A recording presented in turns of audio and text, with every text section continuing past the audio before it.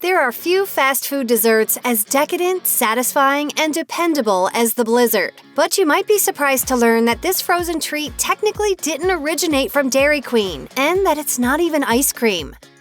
Delicious soft serve with candies and cookies blended into the mix is pretty much definitely going to be a surefire hit no matter what you call it. In 1985, Dairy Queen was already a success story with a 40-year-long history of ice cream treats like banana splits and dilly bars. But that year, the chain added a menu item that would forever alter its history. Obviously, that item is the Blizzard, and when it debuted, people couldn't get enough of it. The Blizzard rolled out in Dairy Queen locations in 1985, and by 1986, the company was projecting to sell 175 million Blizzards, almost twice what it sold in the first year. Dairy Queen's president at the time, Harris Cooper, called it, quote, "the biggest thing that has happened to Dairy Queen in the last 25 years. Considering just how popular DQ's Blizzards still are more than 30 years later, it's fair to say that Cooper was spot on with his assessment. The Blizzard wasn't invented in some high-rise boardroom or fancy fast food think tank, but rather by a Dairy Queen franchise holder in Missouri. One of the company's most successful franchisees, Samuel Temperato, owned 67 locations in the St. Louis area at the time of the Blizzard's creation. He would eventually expand his ice cream empire to 81 Dairy Queens. Although Temperato took credit for bringing the Blizzard to Dairy Queen's senior executives and held a patent on the Blizzard machine, he somewhat disagreed with DQ officials dubbing him the Blizzard's inventor. He made sure to give credit where credit was due, and as far back as 1986, he wanted to make sure the public knew that the spark for creating what would become the Blizzard actually came from a Dairy Queen competitor. That competitor was Ted Drewes Jr., who ran the popular Ted Drewes frozen custard stands, which are still in business today. Drewes' popular item that helped him compete with Dairy Queen was his frozen custard concrete. He didn't add candy to his custard, but Temperato saw the value in such an addition, and thus, the Blizzard was born.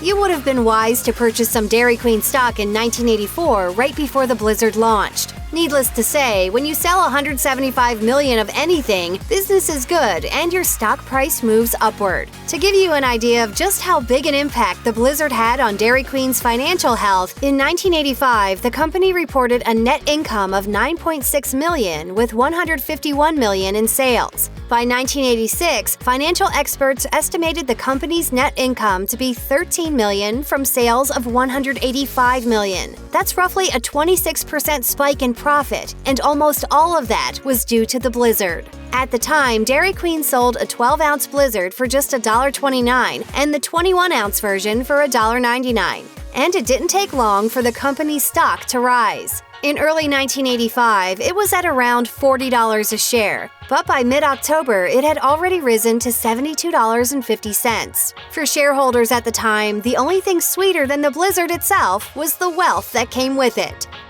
For ice cream lovers, working at a Dairy Queen might sound like a fantasy job, but it turns out that making all those Blizzards can be draining. When Dairy Queen rolled out the Blizzard in 1985, the treat was available in 4 different mix-in flavors: Oreo, M&M's, Heath Bars, and Snickers. 10 flavors of syrup were available with 35 different menu combinations to choose from. The Blizzard machine cost each franchise around $500, and its deafening whine was more than a little annoying. But the biggest pain of making Blizzards back in the day was crushing up all those mix-ins. It's very easy to buy pre-chopped candy today, but that didn't used to be the case. In fact, 30 years ago, M&M Mars flat out refused to sell broken candy bars and cited that a quality product was a complete bar. The only alternative was for Dairy Queen employees to spend hours crushing up the different mix-ins to meet the public's Blizzard demands. Most Blizzard lovers probably don't realize how close they came to losing their favorite flavors forever. All those great mix-ins like Heath, M&M's, and Snickers belong to the Mars Candy Company. And in 2016, somebody with way too much power decided it wasn't a good idea to partner with Dairy Queen. Mars suddenly grew a conscience concerning how items like the Blizzard and McDonald's McFlurry exceed in just a single serving the daily amount of sugar that the U.S. government recommends per person. We're not going to argue that an M&M Blizzard isn't loaded with sugar, but people generally know what they're getting into when they order ice cream mixed with a candy bar. Mars quickly took heat from critics who said that the company was being hypocritical and silly since everything in the Blizzard was all junk food to begin with.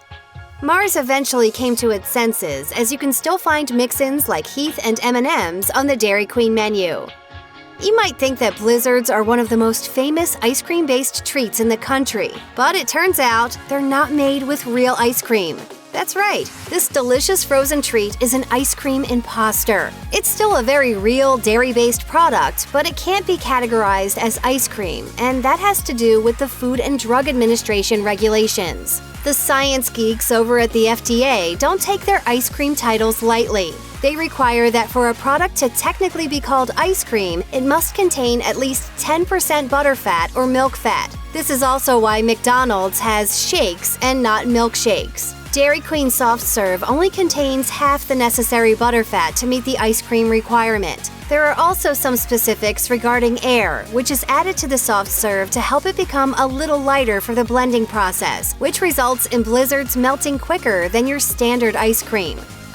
If you've ever ordered a Blizzard, chances are you've seen a Dairy Queen employee turn your treat upside down before handing it to you. This somewhat bizarre practice of proving just how thick the Blizzard is didn't come about after a Dairy Queen brainstorm session. It turns out that Ted Drewes, whose custard was the inspiration for the Blizzard, is also likely responsible for the upside-down gimmick. In the late 1950s, a 14-year-old kid in St. Louis by the name of Steve Gambler was a regular at Drewes Custard who routinely challenged the business owner to thicken up his custard. Eventually, just to shut him up, Drewes handed Gambler a custard upside down and asked him, "Is that thick enough for you?" Considering that Samuel Temperato took the very idea of the Blizzard from Drewes, it's not too much of a leap to figure that he also took the ability to flip it from him too. Making a Blizzard so thick that it can be held upside down without spilling onto the floor might not be rocket science, but there still is some science behind it.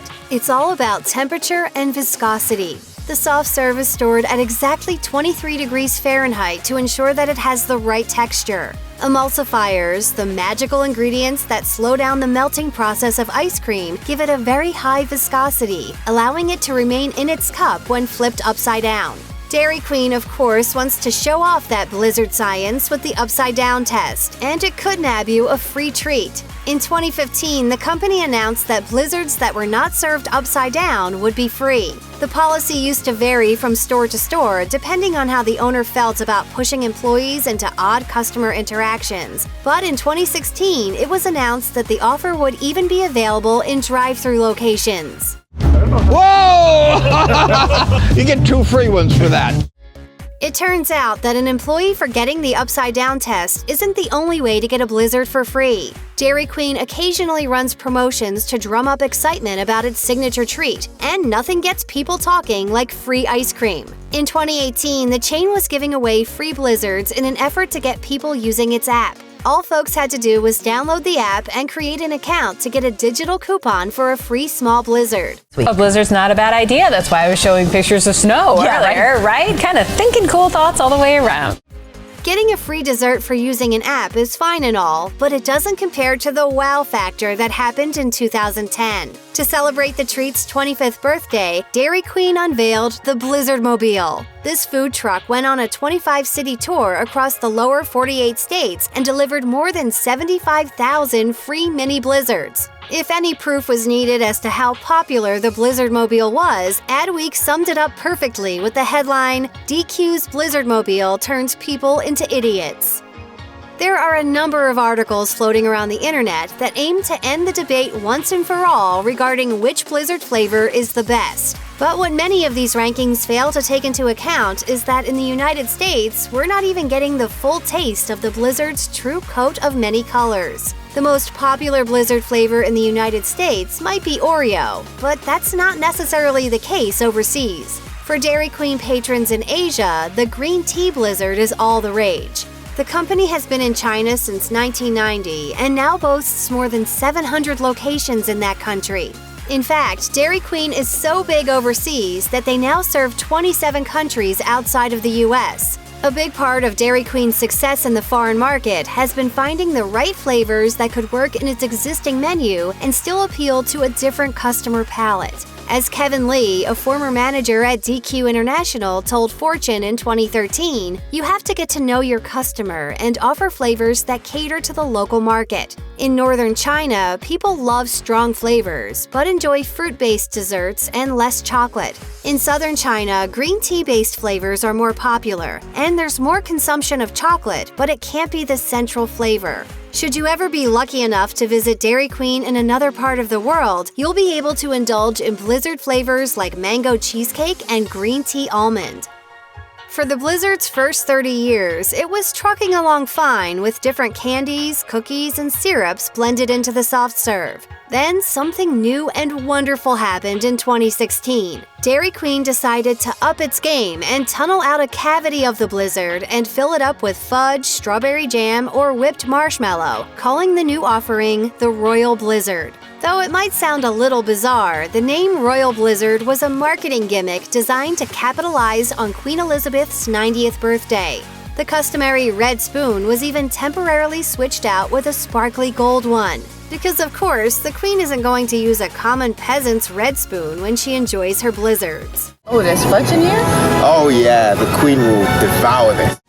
As instantly popular as the Royal Blizzard was, Dairy Queen once again couldn't take full credit for this idea. If the presence of an inner core of goodness within your ice cream sounds familiar, that's because Ben & Jerry's did it first with its line of core ice creams in 2014. So even though the idea wasn't 100% a Dairy Queen original, it was still the company's biggest innovation with the treat in 3 decades. So kudos for that, DQ. Check out one of our newest videos right here, plus even more mashed videos about your favorite sweet treats are coming soon. Subscribe to our YouTube channel and hit the bell so you don't miss a single one.